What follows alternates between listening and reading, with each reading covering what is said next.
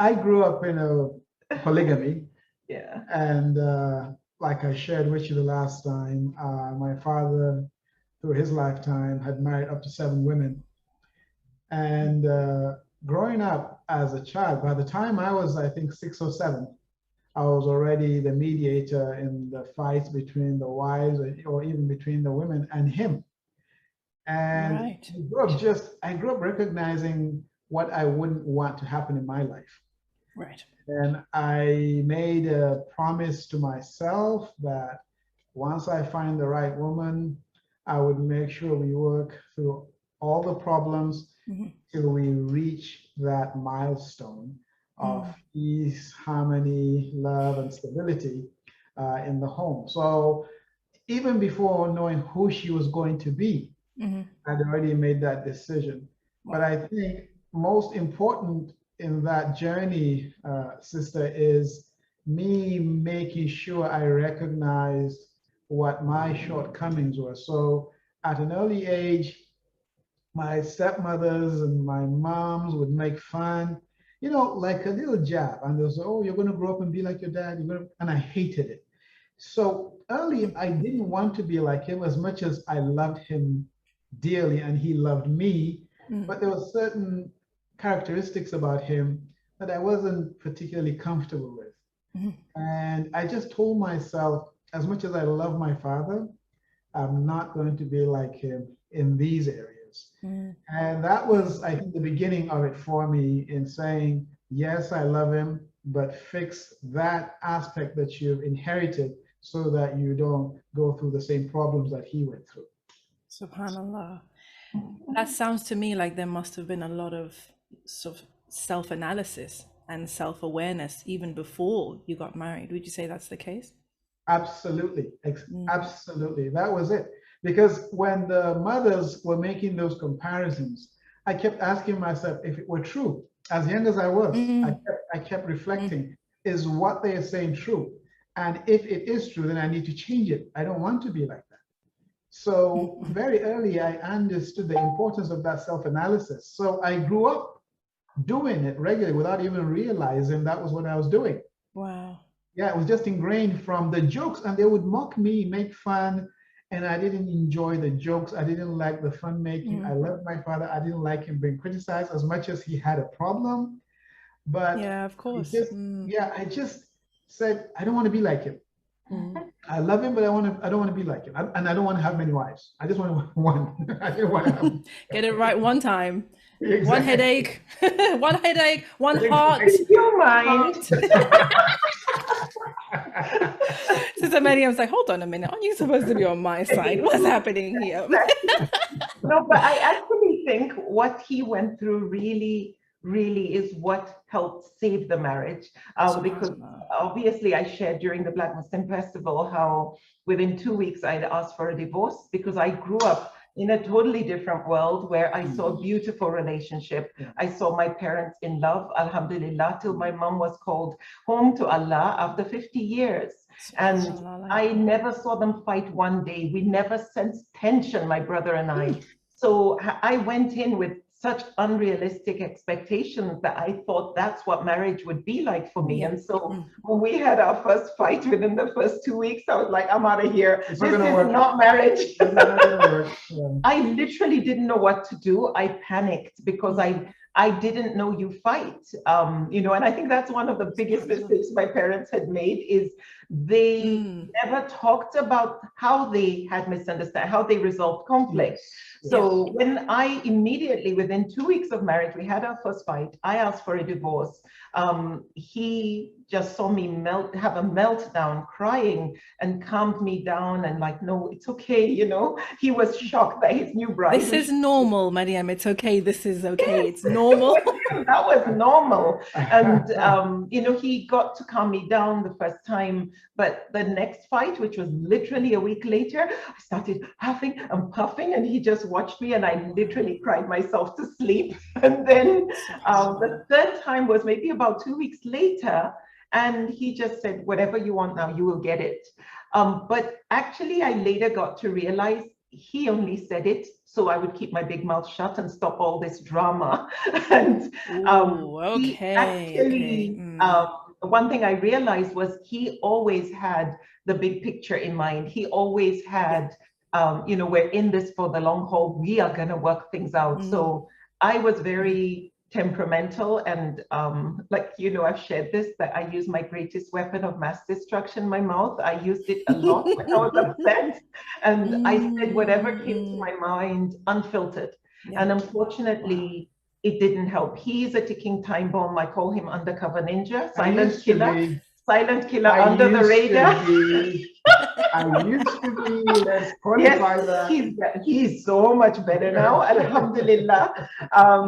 But at that time, I would just literally push him to the wall, and then he snaps, and he is another creature. He is just another monster, and it was unpleasant fights. So alhamdulillah, I mean, yes, it took us 6 years of a roller coaster of emotions, love, hate, passion, disgust, you know, disappointment, and then we had a few happy times, but it wasn't what we thought. Yeah, but we didn't see that as our ideal relationship. And I think the lowest was when Said said he wasn't looking forward to coming home to me. And I was just in shock, because I was like, but you're the problem. How can't you look forward to coming home to me? I mean, like, what? You know, it was just, I have not done anything wrong. Like, I'm the perfect one here. Like, hello. So that was the biggest turning point for me, where I had to literally pull my brakes in our 6th year. And again, let me make a point.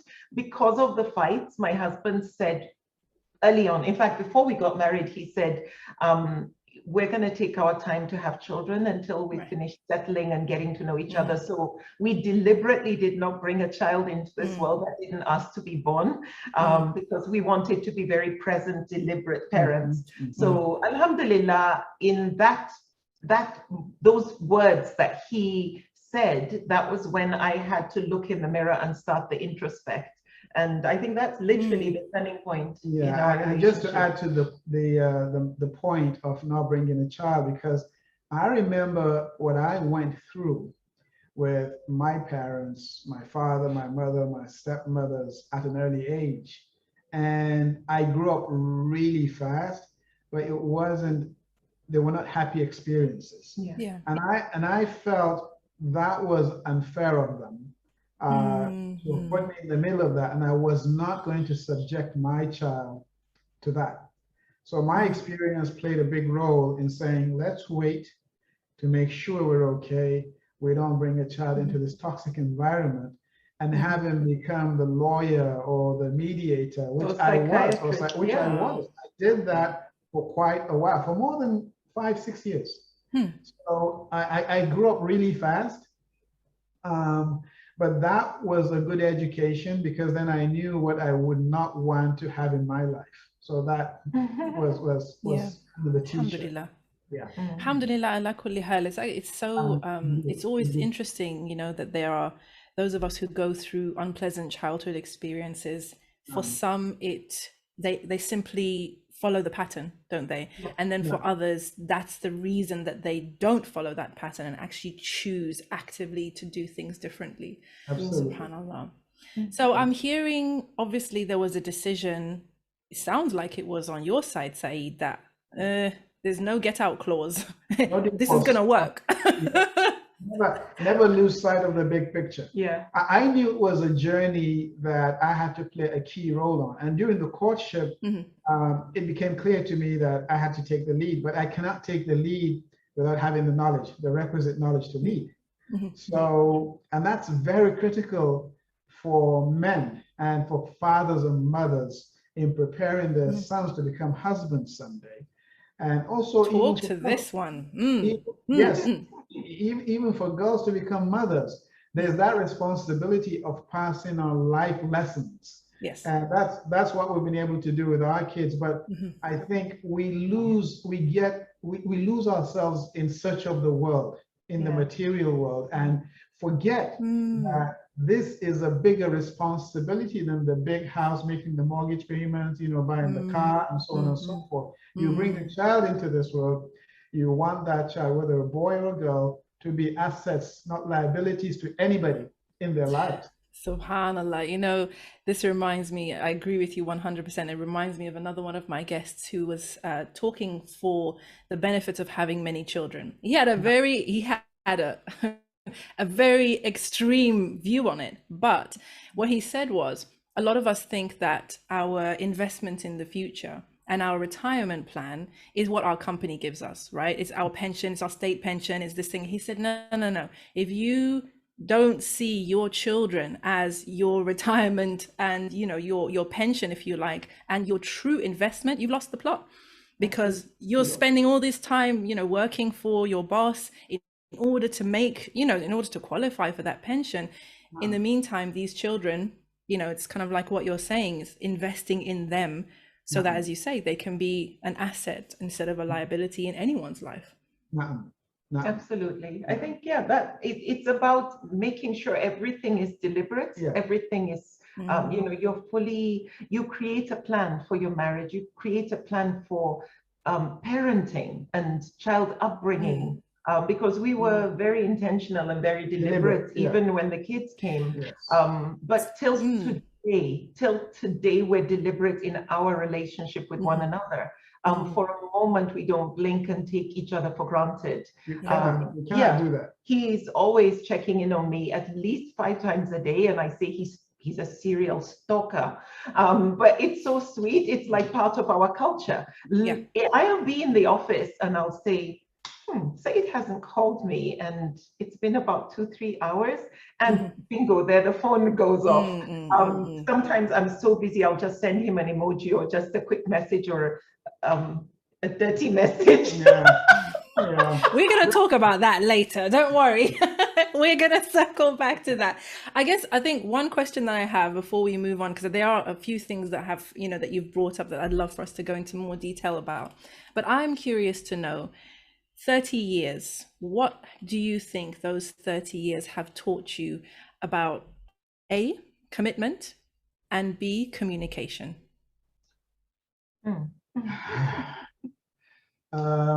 I was committed even before the nikah. And that just kept building and building and building. And I would argue with her to raise her level of importance in my life. When I saw her what does that mean? What does that mean? I've pictured Miriam from the first year that we got married, that my vision of her is she's going to be significant in the world.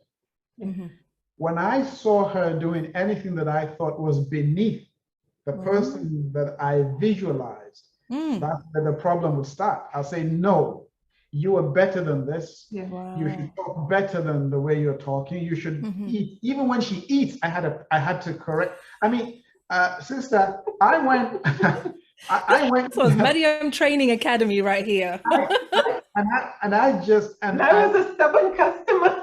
And I'm thinking, we're going to talk about that, I think, yes. And she should never be below me. She should be at my level or higher. She shouldn't be below me. So whatever I knew, she needed to know. So that was, in fact, a lot of our fights was due to my impatience. I just felt she wasn't learning fast enough. I wanted to be as good as I am in everything. You know, automobiles, believe you me, cars, everything mechanical, electronics. I mean, world history. I mean, there was a curriculum involved here. I mean, everything I was good at, Miriam had to be good at. That was it. There should be no superiority between her and me. And that was what was driving me. Now, alhamdulillah, I joke about it. I've been her teacher for many years, and today she teaches me in certain things. And that's what I was looking forward to. It isn't something to be worried about, to have an inferiority complex or superiority complex between husband and wife. When you're growing together, you learn together, you know, you improve each other constantly. It's never ending, never ending. To this day, it's never ending. And she would correct me too. She would teach me something. She would say, "You're not doing enough reading on this matter. You're not doing enough research on this matter." At times, sister, it could be irritating. It can be irritating, but you know what? At the end of the day, she's right.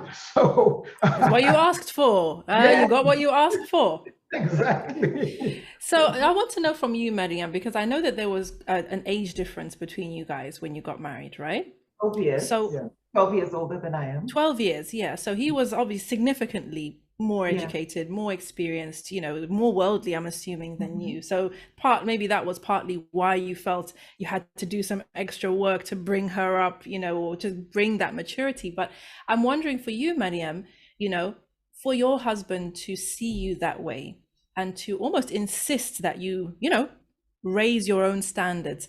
Was there resistance inside you towards his vision? How did you feel? Did you feel honored that he saw you in that way? Did you feel uplifted, or did you feel like, leave me alone? Well, I was a very, very stubborn teenager. I was very rebellious, and he married me at 18. So you can imagine it was just like... Oh my word.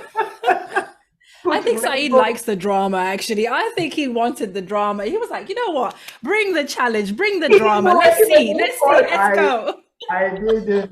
He kept saying, this is not what I signed up for. He called my mom the first 2 weeks and said, she didn't come with an owner's manual. This is a problem. I don't know. I didn't bargain for that. She was more of a handful than I ever expected. And okay, so I want to know what kind of game you were playing in the courting period then, Mariam, that he had no idea that this is what he was signing up for.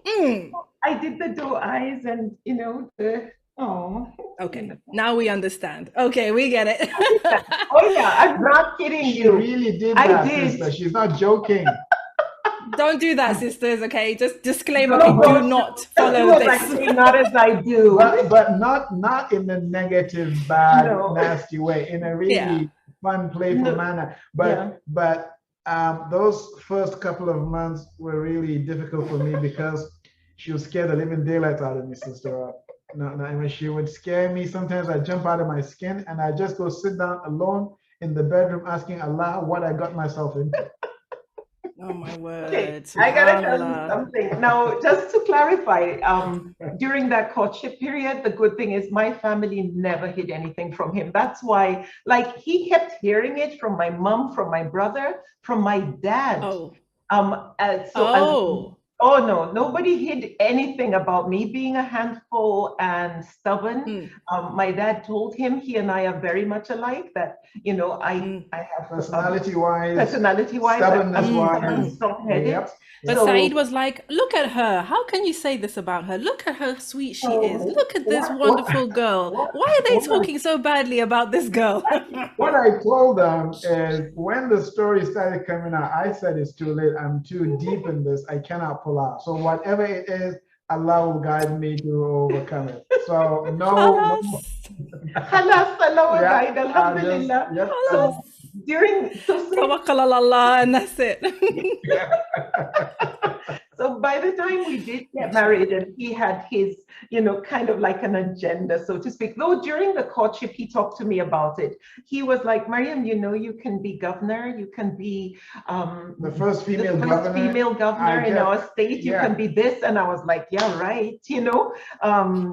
I couldn't speak in public. I couldn't speak in front of 5 people. So when I got married, I was extremely insecure. But part of all this affirmation and, confidence that he had in my abilities helped me a lot. I often say my parents gave me the foundation, but my husband gave me the wings to fly because he made me live in this, everything was possible. And I can always remember, I still hear the echoes of him saying, Mariam, give it a shot. What have you got to lose? He just kept saying that over and over. When I doubt, I would say, oh, I don't think I can. He's like, just give it a shot. What have you got to lose? And literally what have you got to lose? And I give it a shot are part of what built me to where I am today, where I am trying to help others be confident and be able to stand on any world stage because you've made yourself an asset. So I feel indebted to him, and I know a lot of men are very critical of people like men like Saeed, who are so into girl power and so into, supporting their spouses so much. And often you hear negative and derogatory comments that come along with that kind of behavior.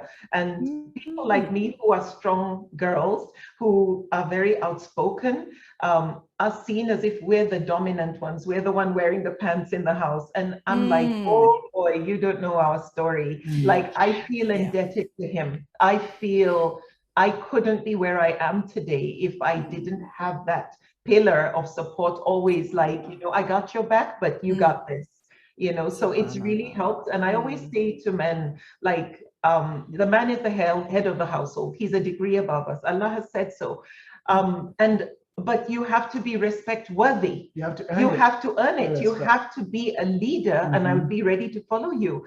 Yeah. I am strong, stubborn. I still am, honestly, but because I have the utmost respect for him, I'll go anywhere. I will go anywhere he wants to go.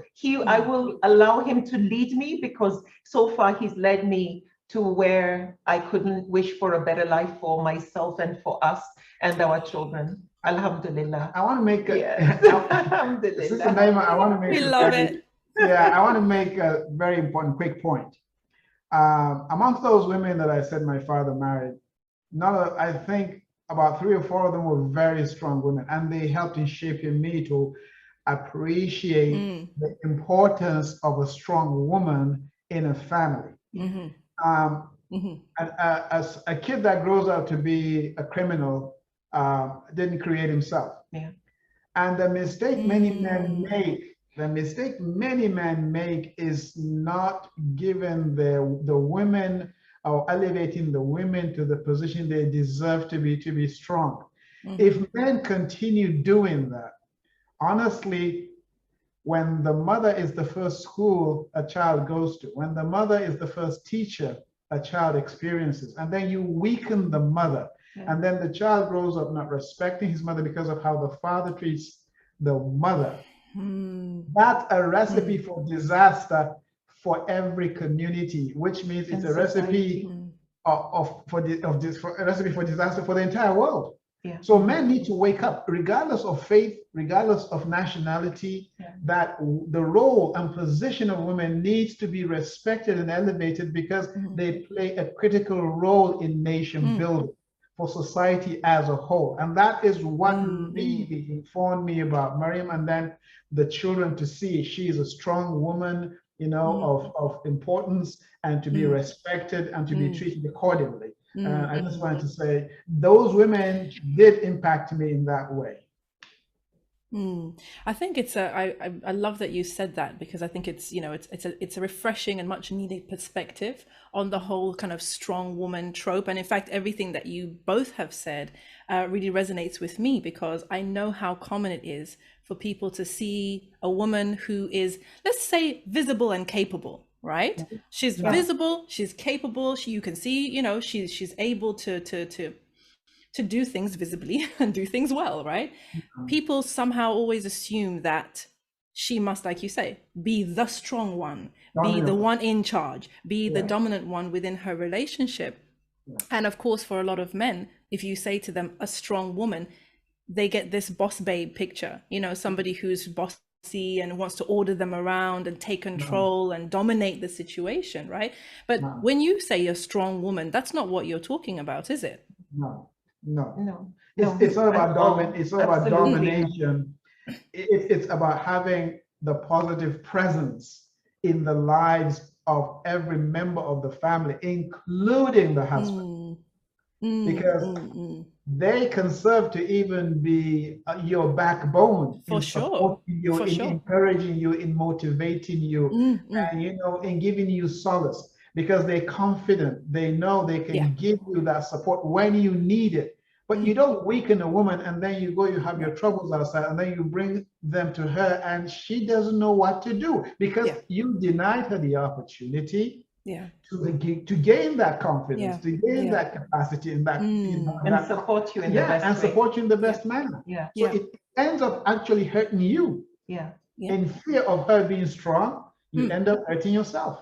Subhanallah. And I think can't imagine, sorry to interrupt you, like everything that goes on in our lives, we share with each other. So Said, something good just happens immediately. If I'm not with him, he'll call me and tell me. I do the same. Like, you're the first person that comes to mind that I want to share this with, because, you know, you're my buddy, you know, you're my confidant. Yeah, well, I think you guys, you've got your best friends, really, aren't you, mashallah? Exactly. So, absolutely, you know, that's the kind of relationship that you have, and that's the culture, you know, within your home. And, you know, just on this topic of, you know, a strong woman, I think in today's world, you know, we have this idea that if a woman is strong, you know, the whole strong, independent kind of thing, it's like, I'm strong, I don't need no man, and I certainly am not going to respect a man and let him tell me what to do. And I see this even with the younger Muslim girls coming up. They're kind of like picking up some of these traits of strength when we're not talking about that strength. We're talking about something quite different. Do you want to just speak on that? Yeah, when I talk about strong-willed, as in I have goals, I have ambitions, but they're fully aligned with our family goals. I'm not doing anything independent of where we both want to go to, or that destination. I don't lose sight of the big picture. How does it affect my family? You know, does it, one of the things many people who know me well know is that I guard my privacy jealously. I don't share my phone number easily. I prefer communicate with me via email, because I don't want to lose that opportunity to, when I'm with family, and I'm giving the unseen more priority. I'm hopeless on social media because a lot of people will complain I don't respond quickly. You know, now he's taken over. he's the one who takes my phone and responds to a lot of people, the social media messages, because when I'm in the office, I'm really, really busy. But when I come home, I want to leave work behind. I don't want to do a carryover. Yes, sometimes some things come up and I just say, please, I need to go and do this for about 30 minutes or an hour. And he knows that as long as I'm in his presence, I'm not doing something other than things that concern the two of us. Even if we do nothing, you know, I'll just, maybe we're sitting, maybe watching TV or the news or whatever. I'll put my head on his lap. He knows I'm with him, you know, we're together, or we just sit side by side and chat or whatever. But we try to make sure that, you know, so back to your question about being a strong woman, having goals, being driven, pinpointing, inshallah, my destination, making sure it's aligned with our big picture, our family goals, and then confident in my abilities as well. That's what I mean by a strong woman. And then, yes, I could say I have the ability to be independent, because one thing I love that Said said to me once was, Mariam, my peace of mind is if Allah calls me home before you, that you're going to be okay and the boys are going to be okay. And, you know, he knows. My mother equipped me with so many tools when I was young: how to change a tire, how to slaughter a ram. I was slaughtering chickens, pigeons, and rams. How to skin a ram, and, you know, how to cook very well. Yes, we went camping as kids. So survival skills with my brother. We're very into like nature, but also, you know, doing. I do landscaping, I do sewing my own clothes. So when I say I'm a strong woman, like, I know I am capable of, like, I don't need a tailor to do. If a tailor, this is always a good thing. Yes, it's always a good thing to not need a tailor. You know, I can sew. If you refuse to sew for me, I'll sew my own. That's what I mean by I am strong. And I push girls, push mothers, push women to learn as many skills as possible and be this dam of various skills, because you don't know when they will come in handy. I never knew when my mom was teaching me crocheting, knitting, sewing, how to build a dollhouse, which was with wood. We cut you know, we got the saw, we got the wood, we got the glue and the nails and the hammer. We built a dollhouse, and then we sewed the duvet and the curtains and everything and put the rug. I didn't know that was going to inspire me to go into interior decorating, because I remember the detail we went, you know, the lengths we went into. So all those seeds, alhamdulillah, I realized how important they are. But the most important thing, I keep trying to push women to do the same. And you're never too old to learn all these things. Thank God for the technology today and having the internet, where we have everybody teaching us, and you just pick your teacher, and you don't have to leave your bedroom. So that's what I mean by strong woman. Not I'm competing with a man, never. No, That's the last thing I would ever ask any woman to do. Why? Because I go by what Allah wants. And Allah has put him, as long as he's respect-worthy, a degree above me, and I will respect him for that if he has dignity, self-respect, and he has, a plan for the family, and he's really the man of the house. The question that begs an answer is, why wouldn't I want my wife to be strong when I do not know when my time will come up? Why? Why wouldn't?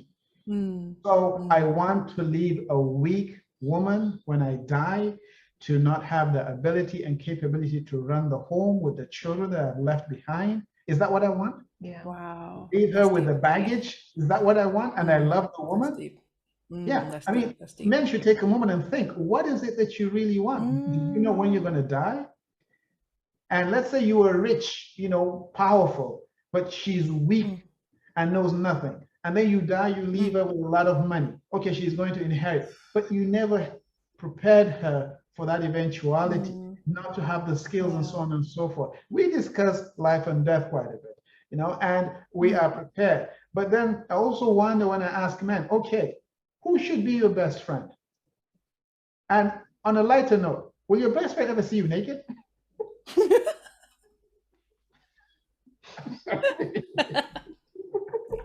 That's a question for all the brothers out there. Ask yourself that question. Subhanallah. So I know that you have an online course, which is a preparing for marriage course. Is it for women only or for men and women? Yes, I, alhamdulillah, finally came up with my labor of love. Took me about 2 years.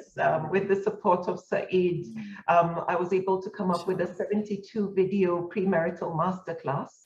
And this stemmed from our deep concern at the rate of divorce and also the rate of marriages just failing. And people just, some don't end up getting a divorce, but they suffer in their homes, and it's toxic. And then you picture the domino effect on the children, and the cycle just keeps repeating itself. We just keep recycling garbage. And so we tried to analyze, when we looked at the root cause of a lot of the cases we've dealt with when counseling couples, we realized so much could have been prevented if they had gone through a real thorough premarital course. Unfortunately, in the Muslim community, it's not institutionalized. It's not part of, in some countries it is, alhamdulillah, some countries, but we haven't caught on across the Muslim world. So for me, I just felt, you know what, knowing technology now gives us the luxury of turning our phones into our classroom and connecting with the entire world with our fingertips. I thought, let me come up with an online masterclass that gives people the opportunity to hear the truth, the good, the bad, and the ugly truth about marriage. And yes, it is for both men and women, and what tools they need to have, all the skills they need to learn before they get married, so that at least by the time they go in, they have what it takes to hopefully navigate the obstacles, but most importantly, make their marriages thrive. Our hope is they get to where we are in 30 years much faster. Yes. Exactly. Inshallah, without 6 years of battling back and forth, inshallah. And so yes, it is for men and women, alhamdulillah. We have a huge number of participants already, alhamdulillah. I've been blessed that the premarital course has been endorsed by a lot of world-renowned scholars. Ismail Mufti Menk, Imam Omar Suleiman, the Sultan here in Nigeria has endorsed it, the Muslim leader in Nigeria, and a lot of Islamic organizations even around the world. So alhamdulillah, I feel very blessed, and I'm truly honored and humbled that so many believe this is something that will hopefully change the narrative. It's a 72 video online course. Wow, it's So, big things. It's definitely, and I think we will, definitely have more conversations about that, inshallah. But I'm curious, do you believe that someone can be wife material or husband material? And if so, what makes you wife material or husband material? I would say introspection, yeah. acknowledging one's fallibility, one imperfection, recognizing that if you're that way, you are on a constant journey of self-improvement. Yeah. That humbles you to make you more understanding, more compassionate, and more forgiving of your spouse. But once you recognize you will be on that journey of self-discovery, maybe until you die, and you are ready to accept responsibility for those mistakes you make, and you're not too quick to judge others, you're more willing to give them the benefit of the doubt.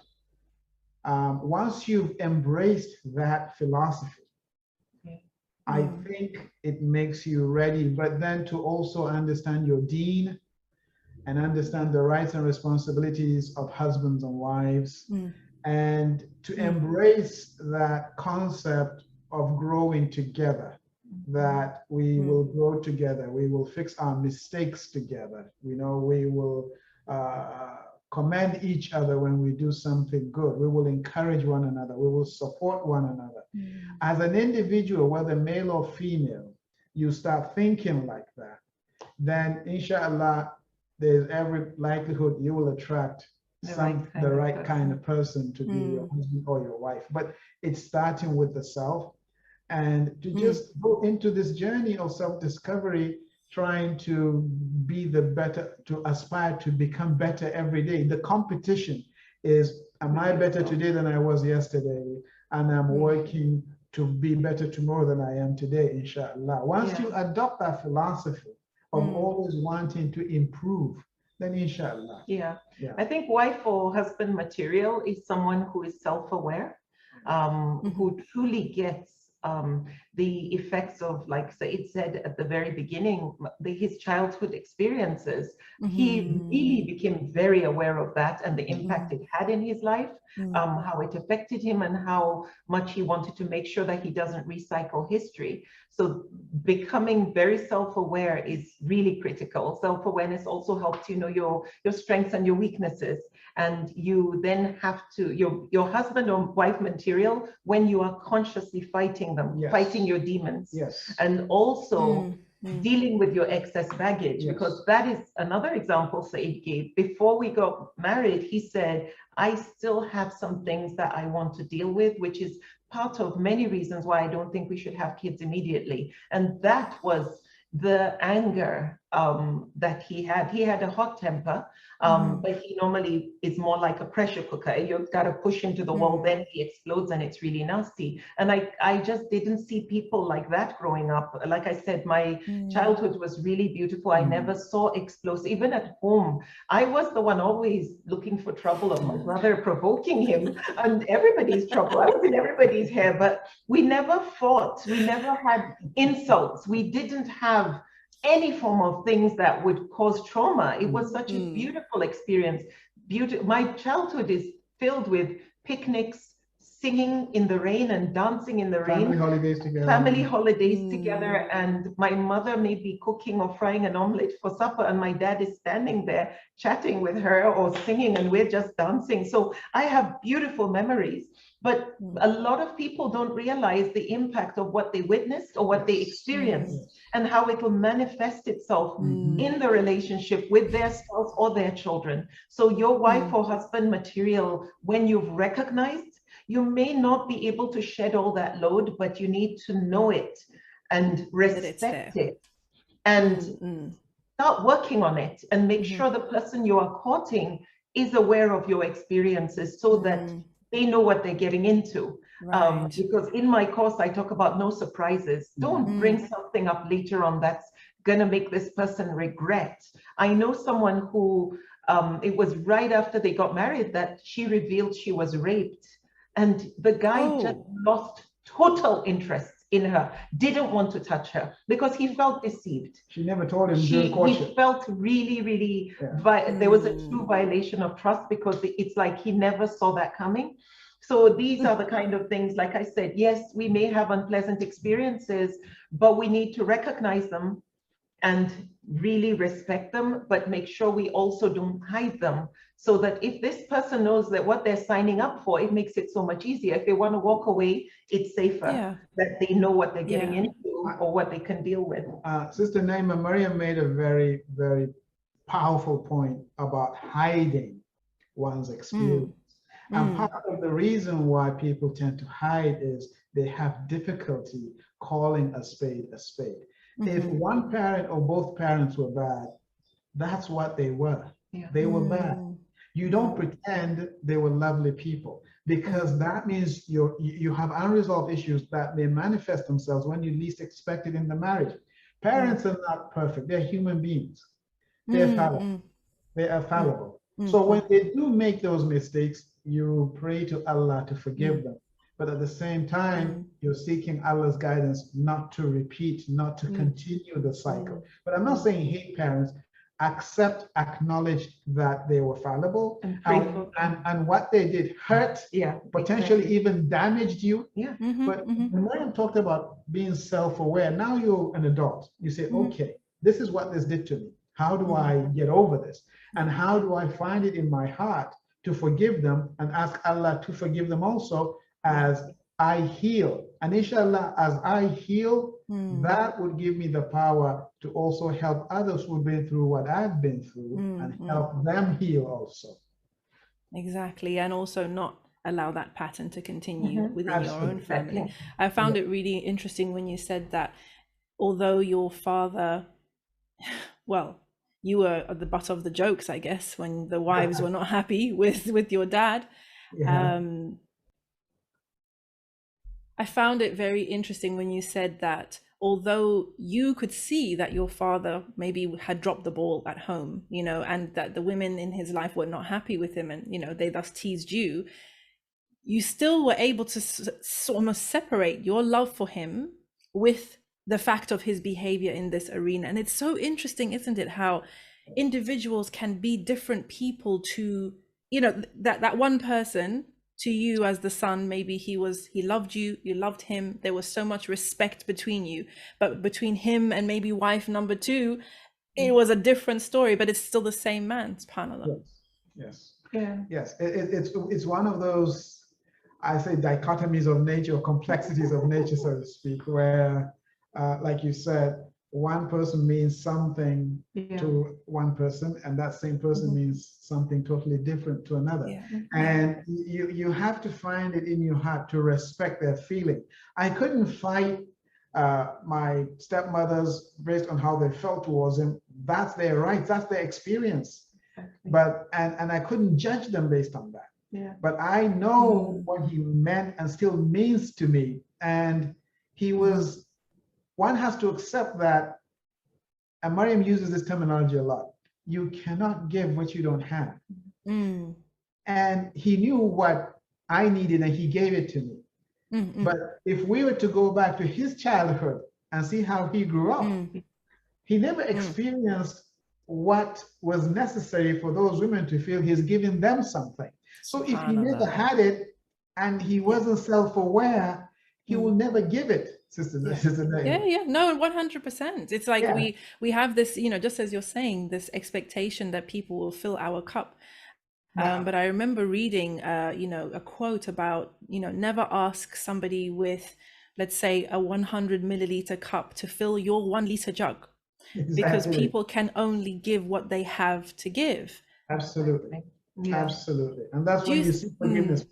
This is the forgiveness and the empathy, isn't it? And the understanding. Do you think that that's helpful within marriage, when you kind of are able to come to terms with the fact that this particular thing that I want, maybe my partner doesn't have it to give because of whatever it is, their own childhood or where they are on their journey? What do you think about that? There's a hadith Rasulullah Sallallahu Alaihi Wasallam saying you may dislike your wife for one thing, but when you look at her, she is valuable in other areas. So it's actually there, for Muslims to reflect upon. So if she is, weak in certain areas, you just say, but if I look at 80%, 85% of the other things, she's very good. And can I give her that support? Can I fill in the gap? Can I? Yeah, you have to do that. I wanted to add, I think your question is almost like a double-edged sword. I agree with making excuses. Absolutely. And he and I talk about that a lot, because I remember, I would say, but I make excuses because I understand what you're going through. I know your background. And so in my mind, when I see a certain behavioral pattern, I can quickly connect the dots and I acknowledge. However, if it's making me uncomfortable, he respects the fact that I'm not comfortable and he needs to fix it. Right. So that embracing personal evolution, embracing I am so far from perfect, has helped us a lot, and not being so set in our ways that we aren't willing to listen and learn and grow and synergize and take the best, because like he keeps saying, I'm so forgiving, and I know he's not very forgiving. That because his experiences have made him, he's gone through betrayal, he's gone through literally stabbed in the back by family members. He's the eldest of 26 kids, so you can imagine. I didn't know you were the eldest. Wow, you were the first. Subhanallah. Picture a polygamous home, then picture the extended families, the uncles, the aunts, of all the wives as well. Yes. And not just the one, but all the in-laws on all the sides. Wow. Exactly. It's a labyrinth of literally a disaster if you're not careful. So for me, I think, just to make my point, it's that, yes, recognize, make excuses, but talk about it, especially if you're not comfortable. Because I keep emphasizing, we're not meant to suffer in marriage. We're not meant to sacrifice ourselves and just say, oh no, that's how he is. That's how he is. That's how he is. I love that you said that, because another conversation that I had, this situation came up of, a person who, for example, the example was, you see in the street a husband and wife, and the wife is going at it. She's shouting, she's losing her mind, she's really being, behaving badly. And the husband chooses to walk away. He chooses to disengage and walk away. And this particular guest was talking about the power of framing your own behavior, right? Because he was saying, if that man walks away, and in his mind, the reason he did that was to avoid a confrontation and avoid escalating, he's going to feel pretty good about himself, because he feels like, I was the better person. I did the right thing. I followed the hadith. If that husband has a frame that in his mind he ran away, or he disengaged because he couldn't face her, because he didn't want to go there with her and he didn't want to have a confrontation with her, he might not feel so great about himself. When he gets home, he might feel a bit emasculated. He may feel a bit weak. So he was talking about the importance of framing. But when he told that story, I understood where he was coming from. But to your point, Mariam, for me, the important thing would have been to make sure that you talk about it afterwards, because even if the high road was to walk away, that is not an acceptable situation, right? So even if you chose not to, shut it down right there, I do feel it was something that you shouldn't let slide, and that you should circle back to communicate. So it reminded me of what you said. There's something Mariam and I would do. If there's ever a situation like that, when we get back home, it's to say what led to that situation. So there's a cause and effect. So what was the cause that frustrated Mariam to the extent that she would lose it in public? So that would be our conversation. So what did I do wrong that led you to get so frustrated to react like this? Let's make sure that doesn't happen again. So what do I need to do to make sure that does not happen again? So it never should get to that level where we have those exchanges in public. So, but if it does happen, we're like, okay, that shouldn't happen. What did I do wrong? What made you so upset? Yeah.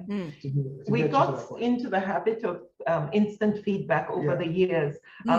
Though I didn't mention this earlier, like the turning point for us, alhamdulillah, after the 6 years, was when I said to you that, you know, he said he didn't look forward to coming back to me. And I thought, but you're the problem. But when I started to say, okay, he's saying he's not looking forward to coming back to me. So what on earth am I doing wrong? Let me hear.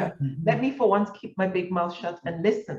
So I sat him down and I had said, Said, I want to talk whenever it's okay. So I just left him when he was, I think it took about 3 days. Then he sat down and he said, okay, come, what is it you want to talk about? And I said, I just want you to give me feedback. What is it about me that I'm doing that you don't like, that's irritating you, that's causing these fights? What is it about me that you like, that you want me to continue? What is it about me that, what would you like me to start doing that I'm not doing at all, you know, and how can I make you happier? And he, alhamdulillah, had the humility, because really it was very hard, very unpleasant to hear the truth about yourself. And he can be very brutally honest. And I did say, be merciful in your choice of words, but tell me the truth. Yeah. Say it as it is. I don't want you to soft pedal this thing. I really want to know. Then he asked me to do the same for him. And alhamdulillah, it just changed everything. It's not meant to be one way. And that was when we really started to have a two-way street. You know, it was about mutual input, and alhamdulillah. So it took a while. I told him to be patient with me. A lot of the things I've been doing have been ingrained in me over such a long period. However, just give me a signal. So like when I talk too much, if we're in public, you know, there's a thing he does with his hands by his side. So I have to raise my hands, but kind of like, oh, put your foot on the brake, will you, girl? And things like that. And or sometimes he would just, you know, dim his eyes a bit. Again, that's a signal, okay, it's time to go. And then he sometimes and then sometimes he does like this, which is time to go. It's enough now. So all those things. Then when communication became much better, as we leave somewhere and we sit in the cars, like, did I do anything wrong? Did I say anything? And or he will ask me, even now, today, he would ask me, you know, was there anything that was out of line? I love that we are so free today that we can give people, we can, and that's why I told you at the beginning, never for a moment do we take each other for granted, or do we take the relationship for granted. There's constant, you know, trying to really sharpen our saw and make sure we're always bringing our A game. And Sister Naima, people, husbands and wives should always look towards their spouse being the best they can possibly be. Yeah. That never ever ends. Constant improvement, constant need for the feedback. It doesn't matter how good I am in whatever it is I'm doing. I come back and I ask her, how was that? Was that good enough? Would I have done it better? And once you embrace that spirit of complete and total humility, and exactly, and towards your There's the spouse, trust that's there. Yes. and it's reciprocated. Yeah. Exactly. This is it. Yes, is it. Yes. Oh, may I ask a question? Let me ask a controversial question then. Okay. So let's imagine that it's not our lovely Miss Mariam here, but maybe a colder woman, a woman who had much more pride, who really did not see that she had any room for improvement, you know, was not loving and kind and respectful and, you know, all the things that, mashallah, make it easy. Would you still feel that it's safe to be sort of the way that you are, sort of humble and asking for feedback and, you know, checking that everything's okay? Do you think that, When I tell the story, and people find this amazing, that I started telling Mariam about her rights and responsibilities during courtship. And after we got married, and she was and still is a poor reader. She doesn't like reading. And I started reading those books as bedtime stories to my wife. Yes. And at the beginning, she will block her ears. She would actually close her ears.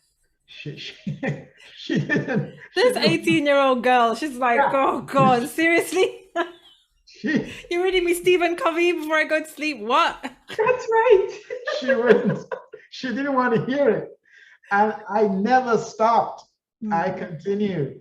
And then one day she just said, can you come and tuck me in and read me the books And I was like, oh my God. Because It's I was praying to Allah, I was like, Allah, help me. I don't know what to do. And then subhanallah. she started asking me to. Yeah. And then it became regular. Then she Mm. started reading the books herself. Then she started writing, then she started But you teaching. didn't answer her question. What would you do if you had a monster of a wife? You were amongst them. And here I am today. Yes, but you were, but okay, fair enough. But you were not. What if I didn't change? What if Yeah. I didn't respond? If I didn't rise up? I stayed stuck in mud. What would you have done? I would have educated, informed. I won't be taught. No, I'm coming. I haven't gotten to my Okay. point. I'm unteachable.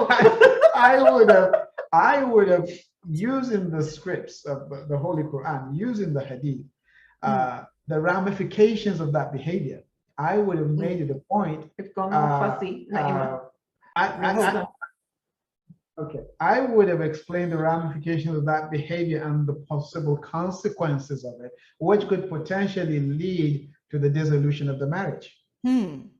I would have made it abundantly clear if you don't make an effort, because someone to have that kind of attitude is an indication of their pride. And what Rasulullah ﷺ said, anybody with a mustard seed size of pride will not enter Jannah. When people have that mentality, you say, hold on, not for my sake, not for my sake, but for your sake. You need to work on changing that because it could cost you Jannah. And I would have discharged my responsibility as a husband because I've made all the efforts. I've told her about the consequences and what the ramifications could be. So my issue is, as long as between me and Allah, I've done every possible thing I could possibly do to make her change and she refuses. And if I walk away, I wouldn't be in Allah's bad books. Subhanallah. Yes. I want to say something, and I want to just add to what he said, that yes, he's more knowledgeable about the faith. This is just any scenario out there where the husband is more knowledgeable about the faith. But I also want to emphasize the method is important. Yes. The method of trying to get me out of or enlighten me is really important. Yes. If in any way there is any kind of spiritual superiority. or superiority of any kind, intellectual superiority, it's a big turnoff. For me as a student, if I smell I'm better than you, I will not listen to you. I've always had that about me. The most humble teachers, the most simple teachers, the most ABC teachers have been the ones I've been drawn to. So if I had a husband who imposed, to be very honest, it's going to be hard for me to want to do it from the bottom of my heart. This is it. It reminds me of the hadith about the woman is from the bent rib, and if you try to straighten it, you'll break it. But I want to ask you, Mariam, that turning point that you reached, what made you want his approval at last? What made you really, let's call it what it is, humble yourself and acknowledge that I want him to come home. I want him to want to come home to me. And because I want that, I'm actually prepared to be vulnerable enough to say, tell me what I'm doing wrong. Tell me when you like what I'm doing. Show me the way to please you or to make the situation better. What got you to that point? I think having to eat humble pie, that for once somebody's actually saying, no, I don't even want to come to you, and you thought you were a bag of chips, I was like, I thought I was like it, and the best thing since sliced bread, and you dare to say you don't want to come home to this, I'm just kidding, it wasn't that bad, but I think it was more, I felt so hurt that maybe he didn't find me attractive. Maybe, and I know I put in a lot of effort to look attractive, but if my character wasn't attractive, it would be a big turnoff. And he made that clear, that it was my character that chased him away, that made him prefer to stay out. So I needed to do literally an overhaul. I needed to take a scouring pad and polish my nafs and polish my heart and become less selfish. and less focused on my needs being met first and pointing fingers. And accept, and accept that really, yes, it would be, I remember another thing. I remember the man I fell in love with, and he was no longer there. Oh, He was no longer in the relationship. And I was like, wow. okay, if he's not looking forward to coming home to me, and then I was doing the introspect, like, okay, so where did the man I married, I fell in love with go? I may have chased him away based on what he's saying. Now I need to find him and bring him back. And I needed to start with me. And alhamdulillah, by the time I did start reading books on effective communication, I started reading books on self-awareness, attending short courses, and listening to anything related to that, emotional intelligence. It just totally changed things. And I found myself, I found him looking forward to coming home to me. He started calling me. He started trusting me again and sharing deep, intimate things that he had suddenly stopped doing for years. He started opening up again. And alhamdulillah, it now started to feel good. I think we need to let Sister Naima know why I shut down and I wasn't sharing. Yeah, because I would confide in her and some very personal experiences. Painful from his childhood. And when she got mad, when we fought and she got mad, wow. That weapon of mass destruction. Everything I told her just came back at me with full force. And I'm like, oh my goodness, I told you that at the most sensitive, most intimate moments, and you're using, vulnerable moments, and you're using this against me. But I think one of the question you asked, and I think at the back of it that made her reach out is she knew my feelings towards her were genuine. She knew I really, really cared, and I wanted to elevate her as much as I could. And I think in recognizing that, and then this same person who cares so much, Sally isn't looking forward to coming home. She's like, I can't afford to lose that person. So what do I need to do? Yeah. Because once a partner proves how much they care, whether the wife or the husband, I'm begging people out there, don't take them for granted. Yeah. If they care, if they've proven to you, stop looking for the faults. Yeah. You start helping them overcome their weaknesses, but not on capitalizing on them. So when a person cares and they go the extra mile, they prepare this, dates, birthdays. I'm terrible with that. Anniversaries. I got caught many times. But she would forgive, knowing that it's not intentional, and she wouldn't get upset over it, knowing all the other things that I'm doing. And she goes the extra mile. I mean, she thinks for me. If she's going to travel for days, and I'll be alone, she will tell the maids throughout those days to cook my favorite meals. She tells them what to do. Now, when a wife goes to that extent where she's away, but she's saying, make sure my husband's breakfast, lunch, dinner are his favorite meals. Make sure you do this and this and this and this. And the husband knows this is all my wife's doing. I mean, for goodness sake, what else can you do but love this woman and give as much as you can? And so the men do their part, the women do their part. The key thing is just to be in love, in peace, and in harmony. That's the objective. And if everybody is pursuing that objective, why wouldn't marriages work? Yeah. I think the word Said used is something, I love you and I'm in love with you. This is a term I can use comfortably today. I love you, meaning I care for you. I got your back. I'll look out for your best interest, but I'm in love with you. I look forward to you coming home to me because I love your character. I love the beauty of your soul, and your company is so, I will never use the word completes me, but complements me so well. You're that piece of the puzzle that just seems to fit. Mashallah. You're just what I needed, just what the doctor ordered. Mashallah. Yeah. I have a question. So, yes. I have a question on this point, and it's we've gone. So I have a question on this because I know, we all grew up watching Disney, listening to the love songs, watching the movies and the romance and the Hollywood vision of relationships and love, etc. So, The interesting thing about you two is that when we see you together and we hear you talking to each other, it looks like a fairy tale romance, mashallah, tabarakallah. But I think what I would like viewers to also see, which is almost more important, is that firstly, it wasn't always like this. Oh, no. And it didn't come for free, you know? And in fact, if anybody had caught you within those first 6 years, it would have been a nightmare on Elm Street, right? More than, you know, more than Romeo, not Romeo, but, you know, no more than any romance, it would have been a horror show, right?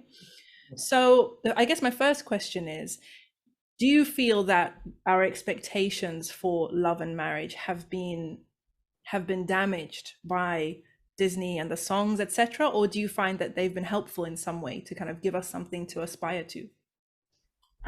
I personally do believe love stories still exist because I saw it in my parents, and that was 50 years. And I believe you create your love story. I like that. Just don't ever compare. The worst thing we do is to compare. So don't compare it to Romeo and Juliet or any Disney. Romeo and Juliet is not even a love story. It doesn't even qualify, to be honest. There's no happily ever after. Like, what's going on? So, you know, but I believe I am living my best love story. I could never have read this in any book. And I think the biggest concern I have is what social media and this reality TV world has done, that we're in today, because it creates this voyeurism. You want to know what the others are doing. And then sometimes you want to borrow that, and it's not going to work for you. Or you kind of look at your relationship and say, well, you know, that's not what I've got. Exactly. That comparison. It creates discontentment. So I believe, do have confidence that there is love. Beautiful love story. Just create your own based on the things you do together, what your vision is, what the big picture is for your marriage, and you'll be able to attain it. Because we seem to be, you know, bubbly and laugh a lot and we joke a lot. We really do laugh until we fall off the bed. Till today, we do. Almost, I think, hardly a day goes by that we don't have a painful belly laugh where we just are rolling. And alhamdulillah, humor is like, I think, the biggest thing in this relationship after Allah first. But I would say we still quarrel. He came and joined me. I was on a trip, so he came and joined me yesterday. The day before, we were chatting on the phone and I was narrating a story to him. And he immediately annoyed me in how he took over the conversation. And I just kept saying, I don't believe this. And he could hear me whispering on the phone. I don't believe it. I was just like, how could he take over and enter my brain and start completing the story that he didn't even witness? I had a rough day. I had a rough day. No, wait, I got to tell them. So you won't believe what happened. I just lay there in the bed listening to him and I kept saying, I don't believe this. I said, okay, can I please finish telling you what exactly happened? Because you fast forwarded to what I should have done. He said, I was being a Martian, wasn't I? You were being a Martian. That's Martian behavior right there. Wow. Said, yes. He said, I'm being a Martian, aren't I? I said, yes. And I said, this Venusian is very angry right now. And then he said, you're pouting, aren't you? I said, yes. And that just made me start laughing. Wallahi, just before then, I was angry. I was really angry with him.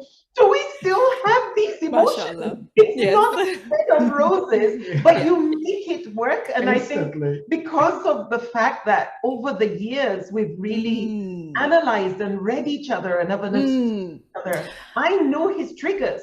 He knows my triggers. And he knows the thing with him, you know, these Martians are very analytical and like get to the damn point. And we like want to, you know, make you picture you were literally in it. Yes. So he's still that way. And he has understood that I prefer to give the nitty-gritty. And so I try to reduce the length of the story. I'm still working on it. Honestly, By time. And I'm a work in progress. By time, guys. By time. We'll get there. We'll get there.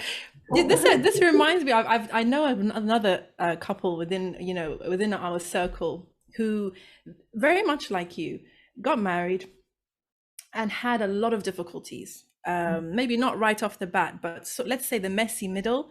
Really tough. to the point where it was like, what are you guys doing? You know, this is just torture for all parties. You know, this is a disaster. And, you know, they decided to persevere, mashallah. And now they got over the hump. I think that's what I want to say. They got over the hump. So again, I do think, this is just my personal opinion, which I keep inserting everywhere, but I think that what we are told is the normal way that relationships go in the media, social media, you know, popular culture, etc., I think is not helpful. Not that it can never happen, but it's not helpful because it makes you think that that's how it always is, and that there is a happily ever after at the wedding, right?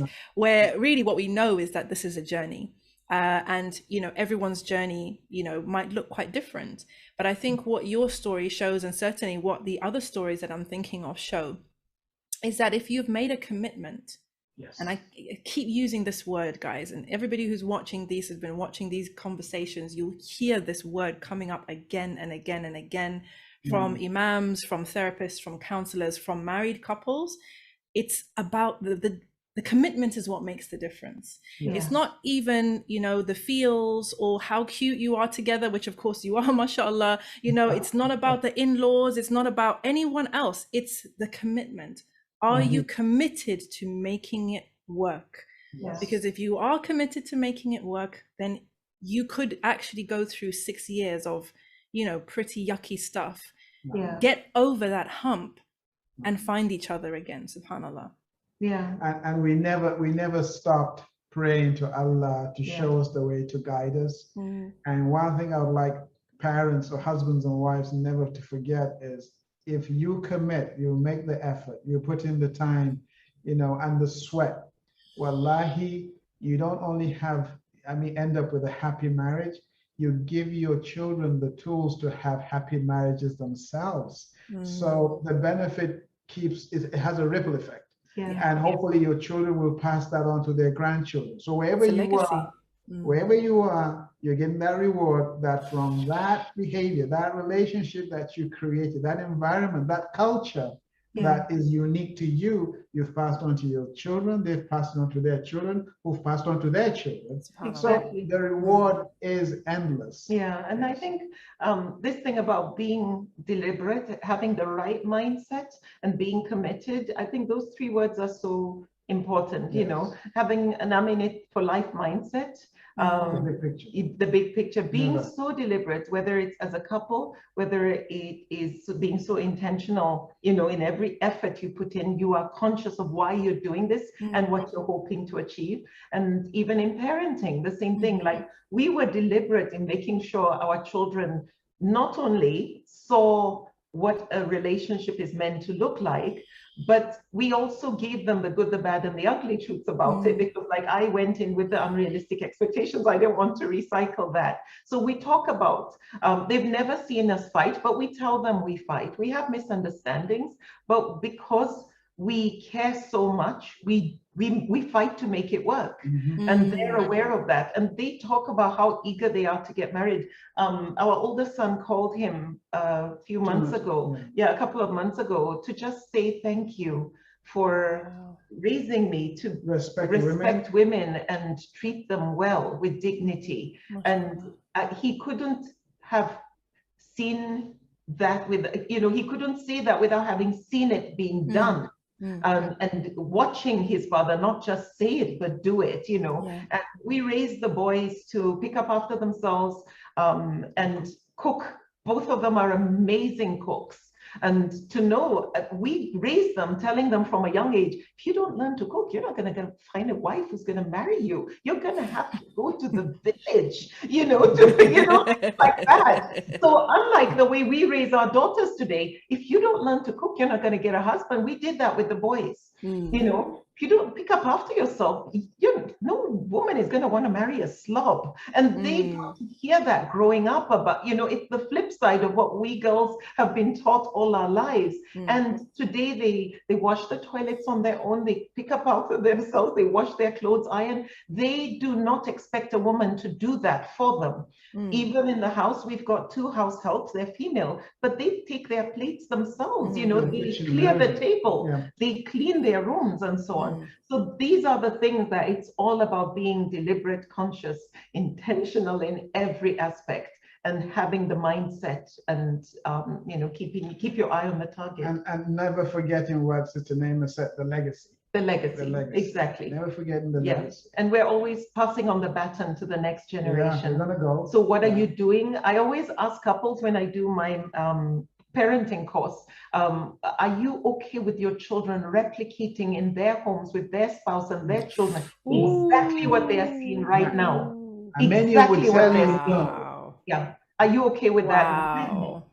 And that's it, because That's we could be called, if I passed away today, well, this unit, you know, what we have today is over. He'll have to start all over, or vice versa. So what did our children witness up until that point? Are we okay with that? You know, I often think about it because he and I travel a lot, and I picture, okay, if Allah calls us both home today, are we fine with what we've taught them? Are we okay going before our Maker and saying whether we feel we've handed on the passed on the baton the right way, and are they ready? And alhamdulillah, I think, you know, we know inshallah, they will be okay. They understand where their weaknesses are, and they understand they are also a work in progress. Now, once you know that. Yes.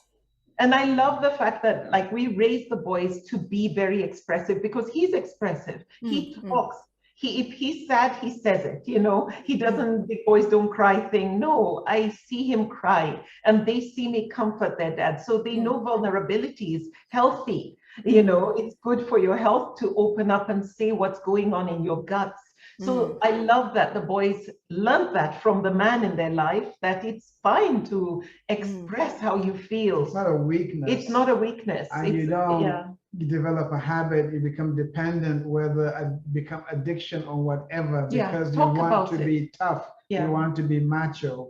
And then sometimes we take our frustrations out on our loved ones. Exactly. Because we're not able to deal with those frustrations. So, and we're teaching them that's not the way to go. Express, seek support, heal, and don't take your frustrations out on your loved ones.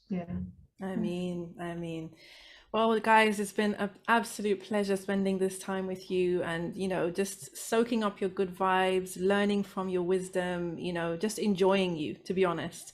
And of course, we ask Allah subhanahu wa ta'ala to bless you and your family and bless the work that you're doing. And hopefully we will have another one of these chats very, very soon.